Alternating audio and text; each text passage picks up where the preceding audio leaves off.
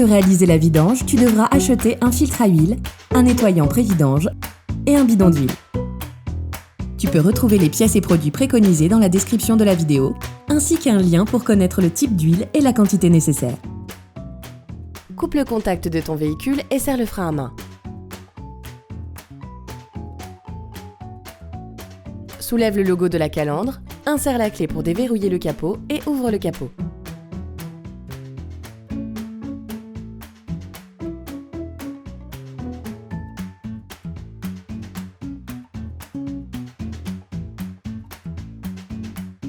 Ouvre ton bouchon de remplissage d'huile, cela facilitera l'écoulement de l'huile lors de la vidange.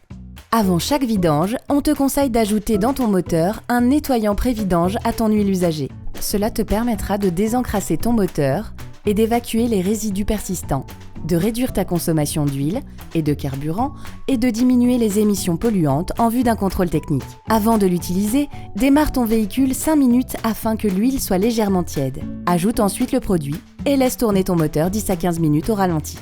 Une fois le produit ajouté, tu ne dois pas rouler avec ton véhicule. Assure-toi donc de réaliser la vidange dans la foulée. Afin de réaliser la vidange de ton véhicule, il est nécessaire de soulever la partie avant de celui-ci afin d'accéder au boulon de vidange. Soulève l'avant de ton véhicule et pose-le sur les deux chandelles. On te conseille tout de même vivement de visionner notre tuto « Soulever son véhicule en sécurité » avant de réaliser cette étape. Tu peux ensuite retirer le parc-carter plastique s'il est présent afin d'accéder au boulon de vidange. Débloque le boulon de vidange à l'aide d'un cliquet et d'une douille de 13.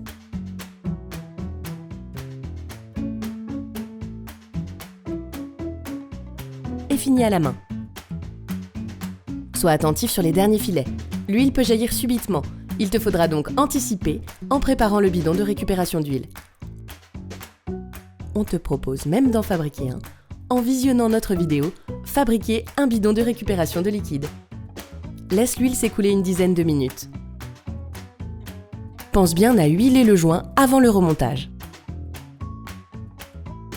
Remonte le bouchon à la main.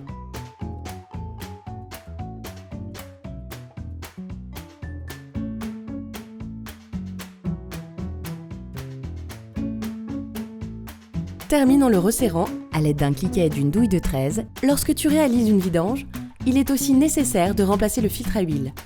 L'accès au filtre à huile se fait par-dessous. Pour éviter de laisser couler de l'huile qui est contenue dans le filtre, déplace le bidon de récupération sous ce dernier. Débloque le filtre à huile.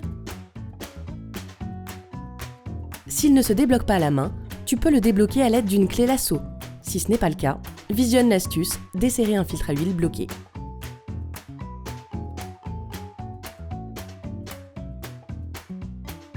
Retire le filtre à huile. Lorsqu'il sort, oriente-le vers le haut de manière à éviter de renverser de l'huile. Munis-toi du nouveau filtre et enduis légèrement d'huile le joint côté vissé. Cela évitera une friction trop franche du joint sur le bloc moteur qui risquerait de diminuer son étanchéité. De plus, cela facilite son montage. Revisse le filtre jusqu'au contact. À ce moment, saisis-le à pleine main et ajoute un demi-tour de serrage.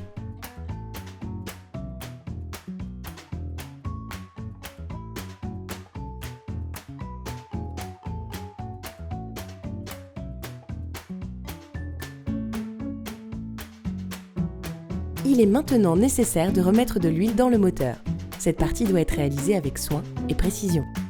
Tout d'abord, remets en place le parc-carter, puis repose ta voiture au sol car la vérification du niveau d'huile doit se faire véhicule à plat.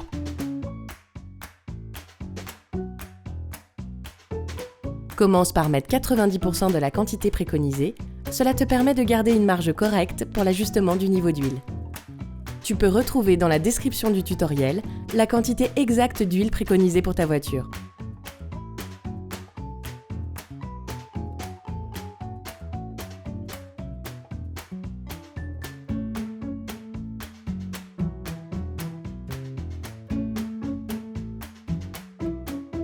Ferme le bouchon de remplissage.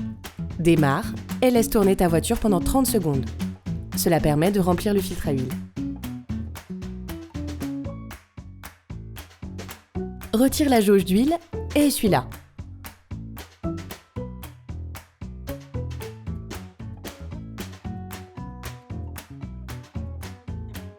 Replonge-la dans son étui, retire-la à nouveau et visualise le niveau d'huile. Le niveau optimal se trouve proche du maximum, mais attention toutefois à ne jamais le dépasser. En fonction du niveau indiqué sur la jauge, réajuste jusqu'à obtenir un niveau optimal.